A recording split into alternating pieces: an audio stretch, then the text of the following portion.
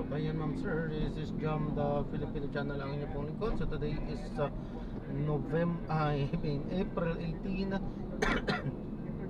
2026 at tayo ngayon ay papunta dyan sa may Cityland North Residences. Dito yan sa may EDSA Project 7 Project 7 Veterans Village Project 7 Quezon City, at dadalhin natin sa may Valenzuela Medical Center.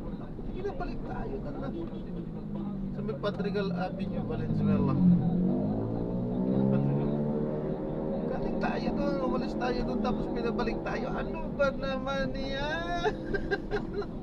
Ano ba naman? Okay, no problema. Tayo ay babalik doon. Ayan, so magbabalik po tayo mamayang onte pag nakuha na po natin. At ayan, disclaimer naman po, ang content po natin ay kalsada at hindi ang passenger. Kaya nga naman, sakali man po na may marinig kayo mga pangalan ng lugar, pangalan ng tao, pangalan ng organizations, government or private man yan, ay wala pong kinalaman ng channel na ito at wala pong pinapatungkulan.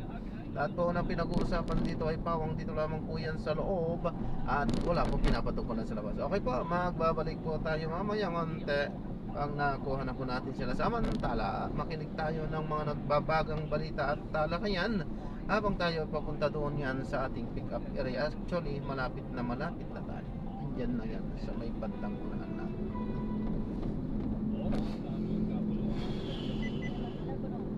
Ayon sa Foreign Ministry ng Iran, mananatiling bukas ang Strait of Hormuz sa loob ng ceasefire period. Dapat ito manong sumunod sa tinatawag na coordinated route na itinakda ng Ports and Maritime Organization ng Iran. Matapos naman ang anunsyo na yan, ay agad umanong bumagsak ang presyo ng langis sa pandaigdigang pamilihan. Samantala, tinanggap at nagpasalamat si US President Donald Trump sa pagbubukas ng Strait of Hormuz. Nagpahiwatig din si Trump ng posibilidad ng mas malawak na negosasyon, bagamat iginiit niya na mananatili pa rin ang blockade ng Amerika sa mga panatalan ng Iran. Bago nito, sinabi ni Trump na posibleng mag-usap ang Amerika at Iran ngayong weekend. Maaari rin naman siyang magtungo sa Pakistan kung doon magpipirmahan ng kasunduan para tapusin na ang digmaan sa Iran. Samantala, nayuwi na. Sino? Alam niyo yung pinag-uusapan kanina, hindi. Nayuwi na sa Dagupan City sa Pangasinan ang labi po ng umanaw na OFW mula po dyan sa Kuwait. March 2 pa umano, binawian ng buhay ang 41 anyos na si Dorothy Viloria dahil po sa atake sa puso. Pero natala ng 45 araw ang pagpapawi sa kanyang labi na magsara ang airspace sa Middle East nang sumiklab po ang gera roon. Nagpaabot na ng tulong ang pamahalaan sa mga naulila ni Viloria. Samantala, tiniyak naman ang pamahalaan na tuloy-tuloy ang repatriation efforts para sa mga Pilipino na naipit sa gera sa gitnang silangan. Sa ngayon, umaabot na po sa halos 7,000 Pilipino na nakabalik sa bansa mula sa gitnang silangan. Ngayong araw, ang Super Radio PCWB 594 na nakakuha ng 56.3% audience share. Number 1 sa FM station, ang Barangay MS 97.1 na nakakuha ng 54.9% audience share. Damang-daman namin ang init na inyong pagmamahal, mga kapuso at kabarangay. Maraming salamat po dahil kami pa rin ang numero 1 sa inyong puso. Super Radio PCWB at Barangay LS 97.1 CMA Radio number 1. Ako po si Cathy San Gabriel. Higit pa naming palalawikin ang paglilingkod sa inyong mga kapuso sa pamamagitan ng importante lang currently yung DSA natin, they're doing their best to facilitate his immediate transfer here, and it would appear there are a few senators that are anxious for an alternative energy source. alright, sa ating pagbabalik, last segment, ang itatanong natin, ano na yung kung timeline? If the President decides now, if the President approves this proposal now, kailan tayo magkakaroon ng nuclear power energy source dito sa ating bansa? Sa ating pagbabalik ko yan, Mr. Congressman, at siyempre itatanong ko, bakit di time, dapat maging kampante na ang tao kung hindi siya naging kampante bago mag-1986. Ilan mo ng palad? Number 1 naman sa Metro Manila, pati rin sa Mega Manila.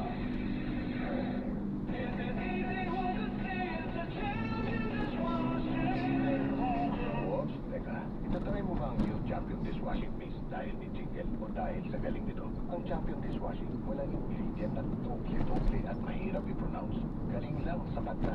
Tanggal umog, sebo at tinitang bakterya sa ugasin. Sa new Champion Dishwashing Paste, is easy ang ugasin. Try mo. Di ka happy, balik ka sa dati. Champion, tapat po sa inyo. Hanggang May 8 na lang ako pwede mag-register para meet ko ma-identify which registration mission ang fit for me. Registration to vote for the first time, transfer of registration records, transfer from foreign to local vote, correct entry or change status. Ito pala ang checklist isa kang Filipino citizen. At least 1 year of residence in the Philippines with at least 6 months residence in the barangay where you'll be voting, at least 18 years old on or before barangay election, or between 15 to 30 years old before SK election naman. Ang paalala, huwag sa pamilig at ang bilang ko.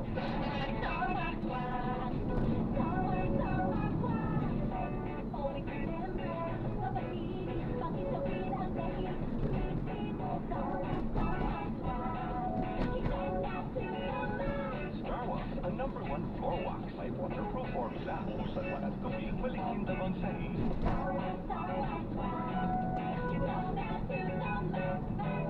Starwax floor wax, manufactured by ACS Manufacturing Corporation, ISO certified world-class quality.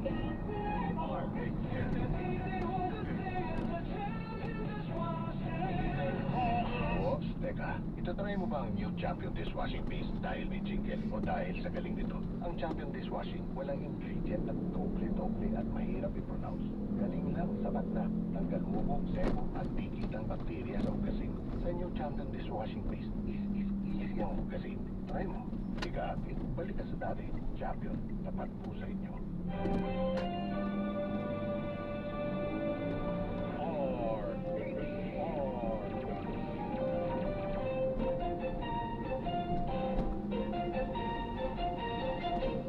SOS Special on Saturday. Kasama si Cesar Chavez.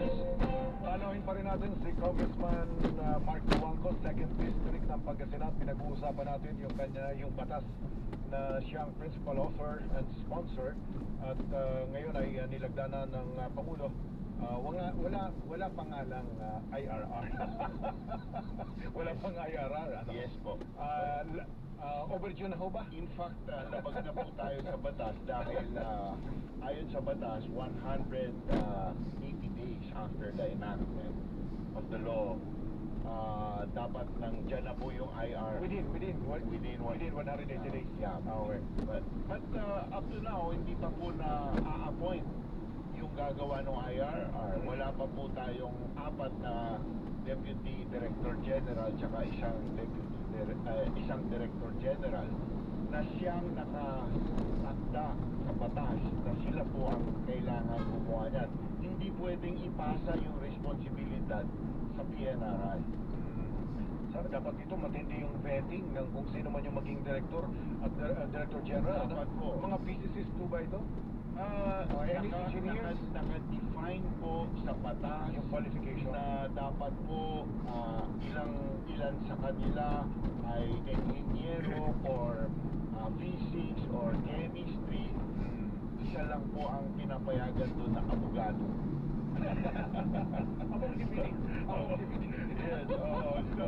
Mabuti na yun. Hindi ba kasi minsan po sobra abogado. Alright, Congressman. By the way, Go ahead. Cesar, picture number 32 is about me. Alright. 32, 33, 34. Okay, yan. Nuclear safety energy source of Yes. all. Why should we be Yeah, in other words, what this implies what should we feel safe? is that nuclear saves lives, right? So the narrative of media, according to historical data, is wrong. They should be asking other energy sources, hey, if it was nuclear, there would be no death to pollution. you know, can you answer the same for your technology? Alright. Anong nitere at tsansa saan dadalhin ang nuclear waste? May nabasa ko noon, tinatapon sa dagat na nasa mga sealed na drums yata yun. Yeah. I-differentiate po natin yung nuclear weapons waste and yung pong istorya niya has to do not with commercial nuclear power but with the weapons industry post World War II, no? So when we talk about nuclear waste, we are talking of spent nuclear fuel assemblies, which are tubes, arrays of tubes. I have a picture there, but your person doesn't know siguro which one. Ito po will stay in the reactor for 4.5 to 6 years. Okay. When it comes out, it will look exactly the same as when you put it in. In other words, it does not create muddy water, it does not create dirty water or gases or anything like that. Yung po ang pag lumabas po yun, highly radioactive. Yan po ang tinatawag na high level nuclear waste. Ang hindi po naintindihan ng tao is that the energy extracted from this is only 5%. So it has a 20 times reusability. So it is a great national wealth that will be used in tomorrow's fast reactors, right? After which, if you use it in a fast reactor, it becomes safe in 100 years and less radioactive than soil in 300 years. So which means the waste are actually assets. Exactly. Now, if we are too nervous that we don't want to wait and we want to dispose, those are nuclear fuel, yun ang tinatawag na high-level nuclear waste pag lumabas. We encase it in stainless steel tubes, hermetically sealed, welded on both ends. We put it in a borehole 2 kilometers deep, which goes horizontal another 2 kilometers. When we fill up the horizontal portion, we backfill with bentonite clay and concrete, and it is gone for eternity. Attention and cost-free for eternity. Kaya lang, you cannot use it anymore. It's gone forever. Alright, okay. Sabi ni Tere, ang hirap isipin ng mga inaral ni Kong Mark sa nuclear power. Kasi 19 years na pa. Ang dami kong kausap na expert. Acceptability, kumusta ang acceptability ng mga Pilipino rito? Ayon sa SWS survey, I showed you the picture earlier, 82% of Filipinos want nuclear power. Around 60+% want nuclear power in Bataan itself, no? So, ewan ko kung bakit may problema, bakit nananatili ang narrative, especially ng ating media, na dapat maging concerned tayo sa safety. Nuclear saves lives. The question should be, can we afford not to have nuclear to be environmentally friendly and to lessen the mortality of each terawatt hour? And you're saying COP21 says we cannot. We cannot achieve the goals of net zero by 2050 without nuclear. That's what COP28 says. Alright, Mr. Congressman, in summary siguro, nasa inyo ang pagkakataon, kausapin natin mga kababayan. Yes.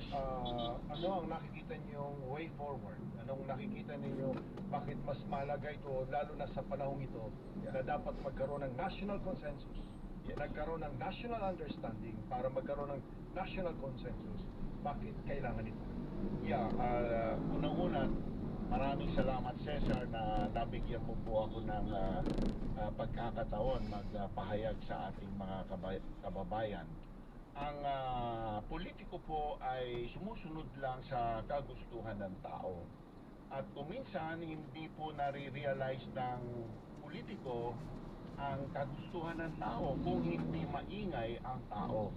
So dapat po ay yugyugin po natin ang ating gobyerno, sabihin po natin na bigyan na namin kayo ng sapat na panahon na 40 taon mula noong 1986 na subukan ang lahat ng paraan sa paglikha ng kuryente. Kayo po ay nag-fail, mahal pa rin ang aming kuryente at hindi kami umuunlad dahil sa kamahalan na yan. So, subukan nyo na ang nuclear dahil yan na lang ang teknolohiya na hindi nyo pa nasubukan. At ayon sa ating konteksto sa Pilipinas, mahirap po tayo sa fossil fuels, hindi katulad ng Vietnam na may sariling coal. Kaya triple na ang kuryente ng ang dami ng kuryente ng Vietnam kumpara sa Pilipinas na dati namumuna tayo. So, kay mga politiko, umilos na kayo, mag-nuclear na tayo. Alright, Mr. Congressman, maraming salamat po sa oras na pinagkalubho ninyo at sana sa mga kababayan natin. Mayroon tayong mga napulot na aral mula kay Congressman Marco Wangco mula sa 2nd District ng Pangasinan.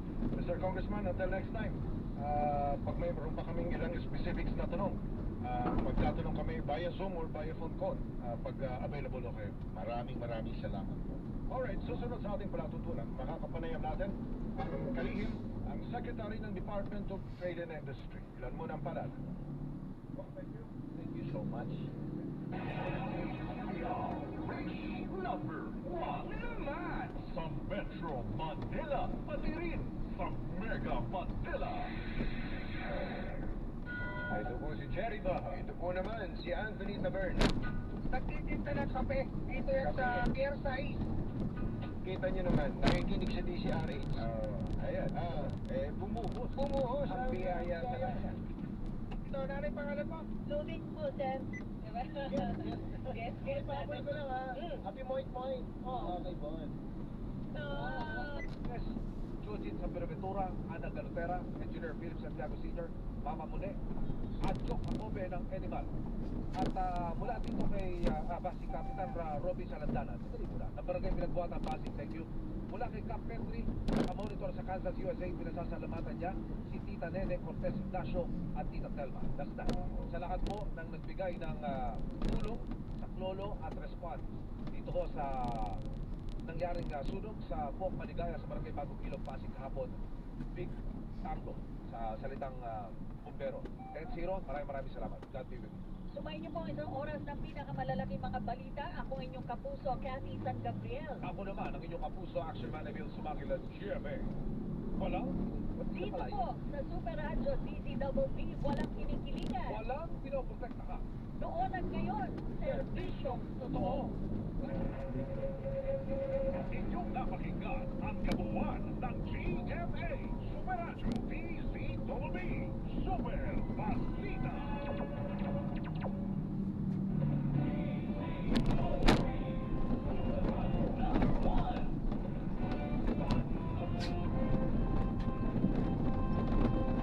May paninindigan, matatag maaasahan. Super Radio 594, kapasong Pilipino, lahat Super Radio DZWB. Bonggang-bonggang Sabado, Pinoy MD sa Super Radio DZWB kasama si Connie Season. Inilala ng Philippine Heart Association Media Awards 2024 sa individual category. Ako po si Connie Season. Thank you again, PHA. Maraming salamat at mabuhay po tayong lahat. Ingat po tayo. DZWB Super Servicio, Trabaho at Negosyo kasama si Norilyn Temblor at Rudy. Pinaragalan ng 46th Catholic Mass Media Awards bilang Best Business News. DZWB Super Servicio, Trabaho at Negosyo. Maraming salamat po. Ito yung kapuso, Norilyn Temblor. Yours, hindi makakapusa magsama-sama. Bonggang-bongga Sabado. Maraming salamat po sa inyong pagtitiwala, mga kapuso. Ang iyong mga pinagkakatiwalaan sa pagbabalita, Orly Trinidad, Delo del Prado, Joel Reyes Soler, at Rowena Salvacion, sa Super Radio at Todo TV.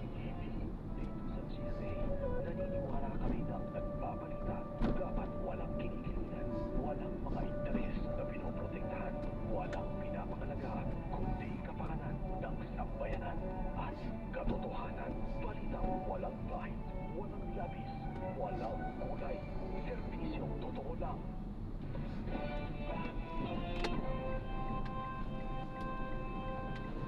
Kapal kita, aming panata. Super Radio 594, lagi naka-alerto. Servisyo, totoo.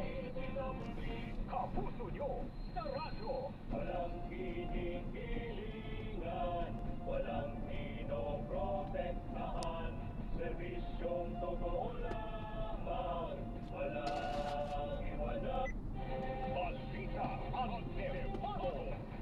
Bawat balita, mano-manong susuriin. Mark Dishwashing Base, manufactured by ACS Manufacturing Corporation, ISO certified. Work. Lahat. Issues sa social development na pwedeng i-address ng private sector. No, kaya iba't ibang kulay siya, no? At hindi lang sila nag-launch ng bago nilang logo. Congratulations sa LCF, no?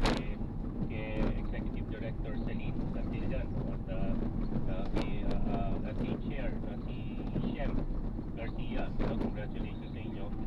And hindi lang yan, no? At nilaunch din nila yung susunod na CSR Expo. Iba na rin ngayon po lang CSR Expo. Okay. No? Dalawang event na siya. Dati kasi yung Expo at yung CSR conference ay sabay di ba? Lilipat tayo halimbawa sa Glorieta, ganyan, sa site na Expo. Pero ngayon iba na. So mauuna yung conference nila this coming July. We're celebrating CSR month, no? The first week of July. At gaganapin ito sa Bayanihan Center, diyan sa may Unilab, no? Dito sa may Mandaluyong. At sa October naman yung Expo, no? At gagawin pa rin to doon sa Glorieta, no? So iniwalay nila. Maganda rin yun, no? Kasi para nakapokus Ayan, sunod drop na natin sila. So maraming salamat po sa panonood. Ang kanilang team ngayon ay Hanggang sa muli po, ingat at God bless. Paalam po muna. Pansamantala tayo ay gagawa na ng video sa ating susunod na mission. O, diba? Tatawid Paalam po.